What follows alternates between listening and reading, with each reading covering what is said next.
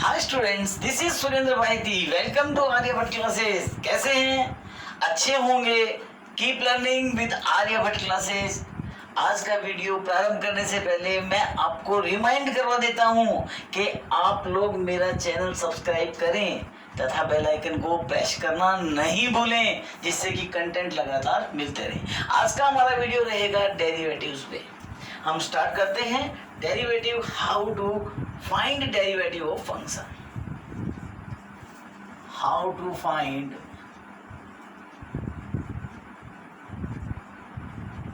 Derivative of function. देखिए दोस्तों, आज हम डेरिवेटिव स्टार्ट कर रहे हैं। डेरिवेटिव से पहले रिलेशन है, सेट है, रिलेशन है, फंक्शन है, फंक्शन की लिमिट है, कंटिन्यूटी है और उसके बाद में डिफरेंशिएबिलिटी है।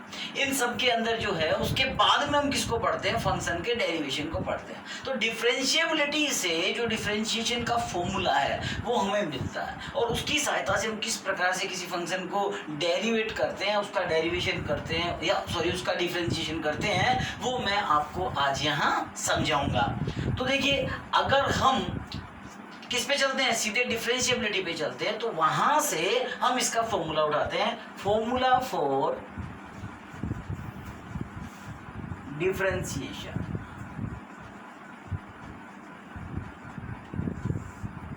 डिफरेंशिएशन के लिए वैसे तो हम डायरेक्टली सभी फंक्शन के फॉर्मूला लिख सकते हैं, उन्हें रिमाइंड कर सकते हैं, but how we can find them, हम उन्हें कैसे प्राप्त कर सकते हैं, इसके लिए हम आज यहाँ पर आपको एक प्रोसेस जो है वो समझाने की कोशिश करते हैं। देखिए, हमारे पास जो फंक्शन होता है, let this is a function y equal to F X. हमारे पास एक फंक्शन है y equal to F X. X जो है वो हमारा यहाँ पर इंडिपेंडेंट वेरिएबल है और y जो है वो क्या है? एक डिपेंडेंट वेरिएबल है।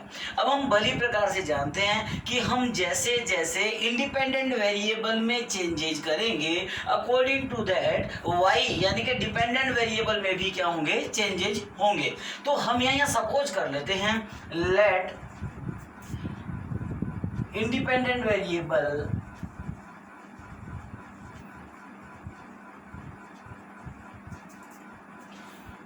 x changed by a minimum increasing del x, then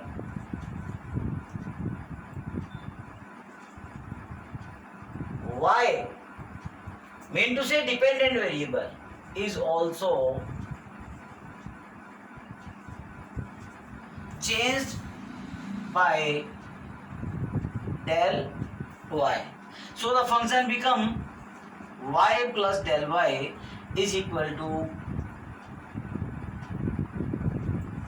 f x plus del x. Now if we take a limit del x tends to 0, then by dividing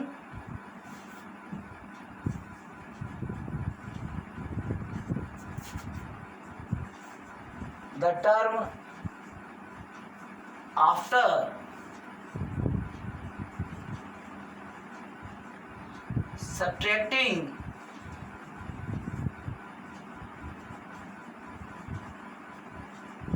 both equation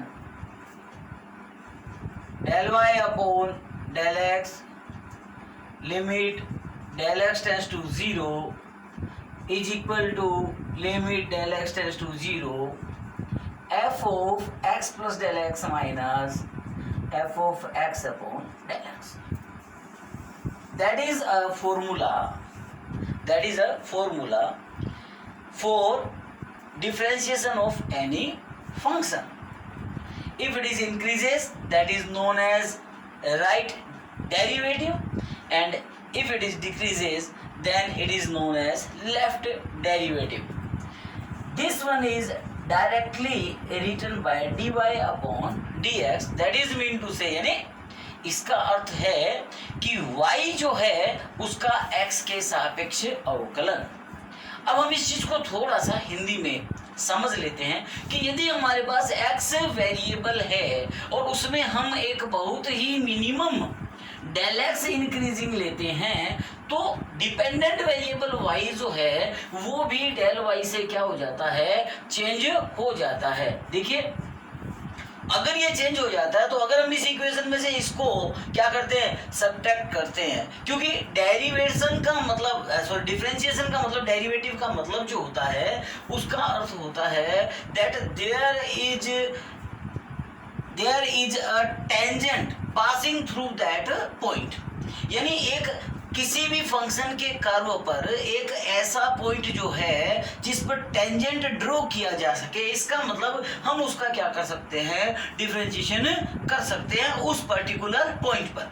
तो यहाँ हम जो ये situation पढ़ रहे हैं, इस सिचुएशन के अंदर हमने यही चीज को समझना है। हम इसको ग्राफिकली भी आपको बताने की कोशिश करेंगे कि हम किस प्रकार से इसे सोल्व करते हैं, बट फॉर्मूला बेस्ड पे अगर हम इसे स्टडी करते हैं तो हमारे पास जो स्थिति आती है वो ये आती है कि अगर इस इक्वेशन में से इस इक्वेशन को हम सब्ट्रैक्ट करें, यानी कि y equal to F of X है और y plus del Y equal to F X plus del X है, इसमें से इसको सब्ट्रैक्ट करते हैं तो हमारे पास ये फॉर्मेट आता है। देखिए ठीक है ना, और यहाँ हमारे पास क्या बच जाएगा, डेल y बच जाएगा। अब मैंने यहाँ क्या लिखा है, मैंने कहा limit del X tends to 0 लिया जाए तथा इक्वेशन को किससे डिवाइड किया जाए, डेल एक्स से। देखिए dividing time term after subtracting both of equation, dividing them by del x, by del x। del x tends to 0 limit लेकर के del x से अगर हम इसको क्या करते हैं, डिवाइड करते हैं, तो हमारे पास तो सिचुएशन बनती हो गया limit del x tends to 0 del y upon del x equal to limit del x tends to 0 second equation का टर्म माइनस फर्स्ट इक्वेशन का टर्म अपॉन del x, और यहाँ से हमें जो मिला ये मिला dy अपॉन dx, जिसे हम हिंदी में अवकलन गुणांक और इंग्लिश में क्या कहते हैं, differentiation of y with respect to x। बात आ गई होगी समझ में। अब हम इससे आगे बढ़ते हैं।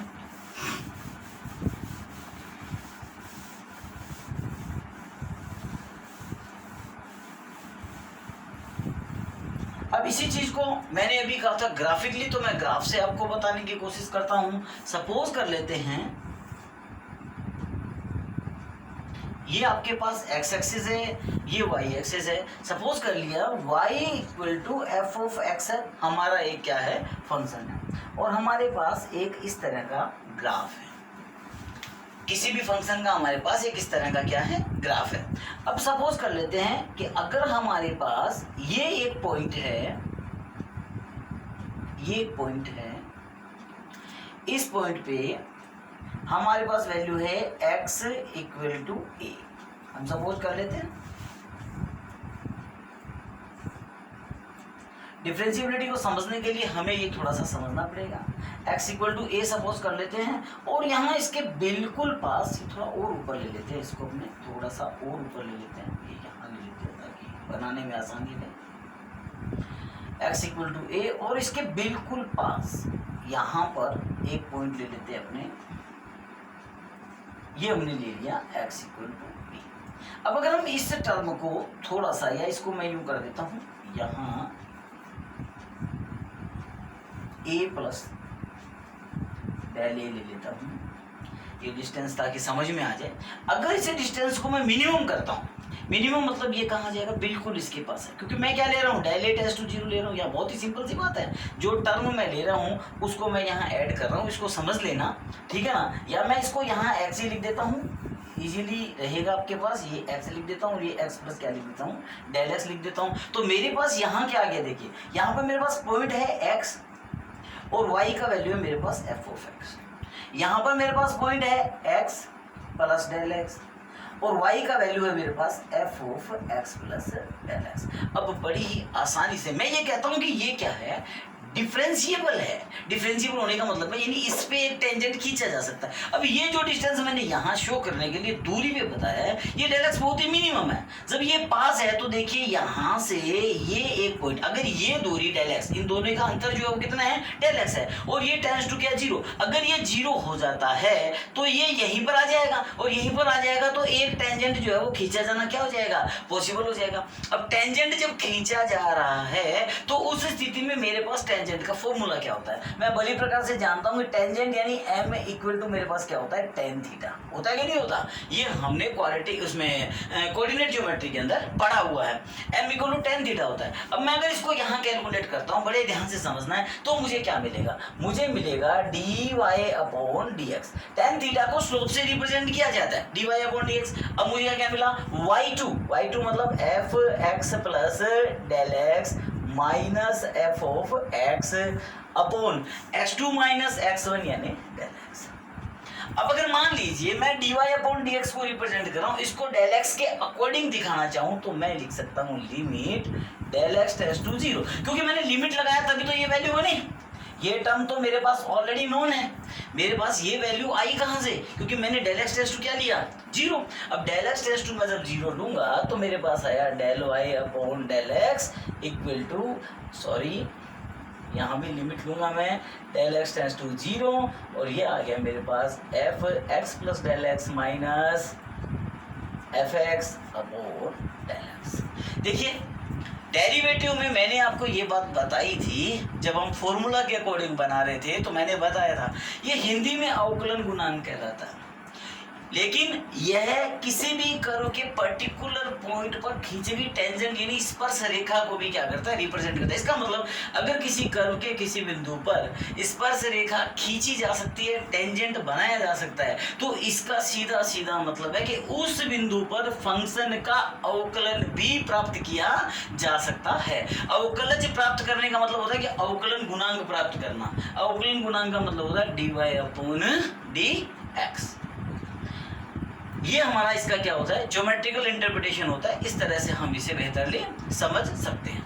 अब हम लेते हैं किसी भी फंक्शन का एग्जाम्पल। तो फंक्शन के बारे में हम ऑलरेडी पढ़ चुके हैं, जानते हैं, फिर भी मैं यहाँ कुछ फंक्शन लूंगा। फॉर एग्जाम्पल देखिए y इक्वल टू, मैंने फंक्शन ले लिया e की पावर x, और मुझे इसका डेरिवेटिव करना है। मेरे पास फॉर्मूला क्या है, मुझे फॉर्मूला पे जाना है। मेरे पास फॉर्मूला है limit del X tends to zero, F dash X लिखूंगा मैं।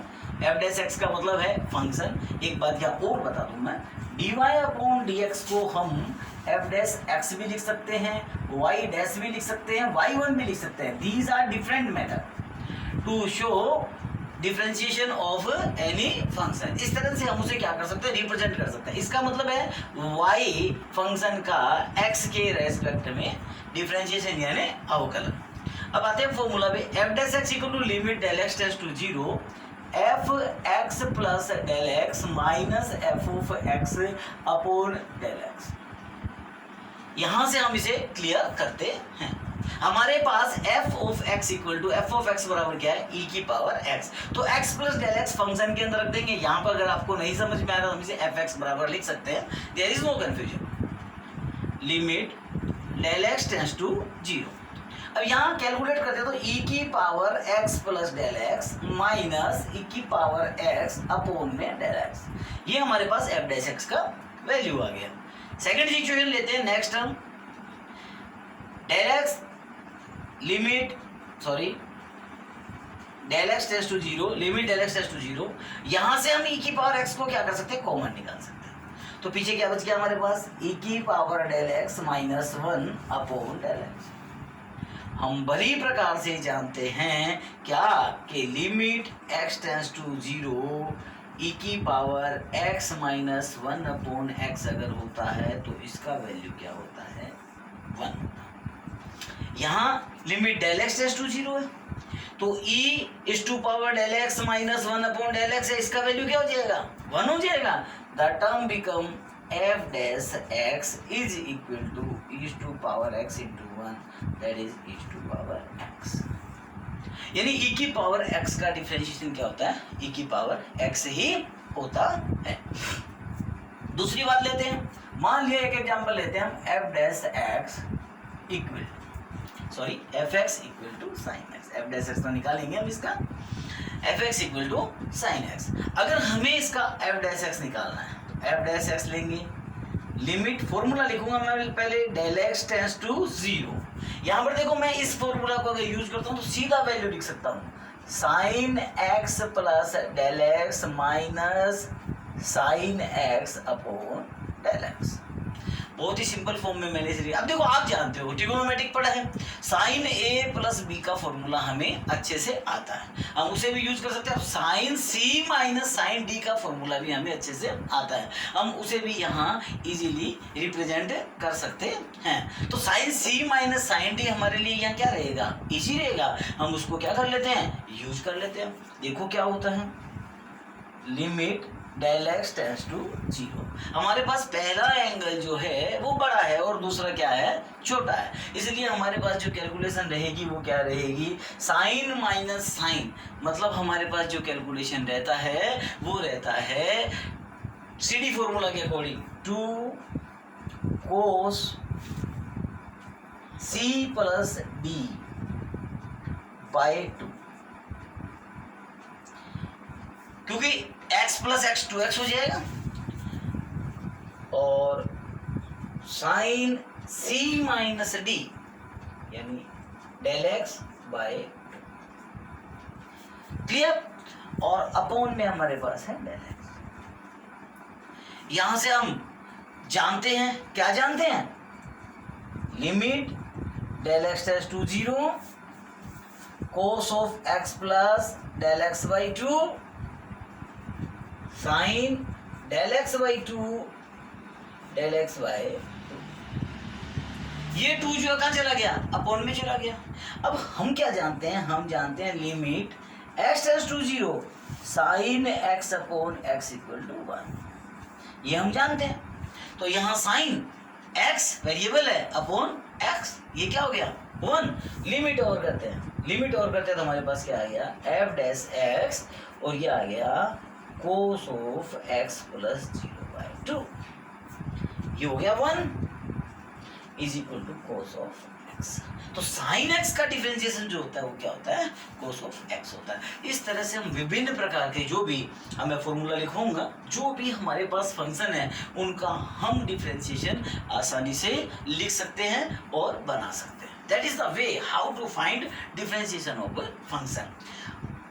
12th के अंदर हमारे पास हालांकि सीधा डिफरेंशिएशन के मेथड से स्टार्ट है, लेकिन टॉपिक के अंदर अगर आपको ये चीज पता नहीं है कि कौन सी चीज कहाँ से आई या पिछला हम भूल गए, 11th रिमाइंड नहीं है, तो उस स्थिति में हमें थोड़ी क्या प्रॉब्लम आती है। अब मैं लेता हूं फॉर्मूलाज। फॉर्मूला जो बाकी के हैं वो हम नेक्स्ट वीडियो में ले लेंगे।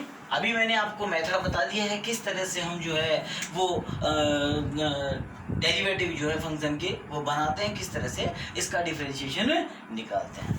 आशा करता हूँ आप लोगों को मेरा वीडियो पसंद आया होगा। So please like and follow it, share it with your friends. Thank you very much.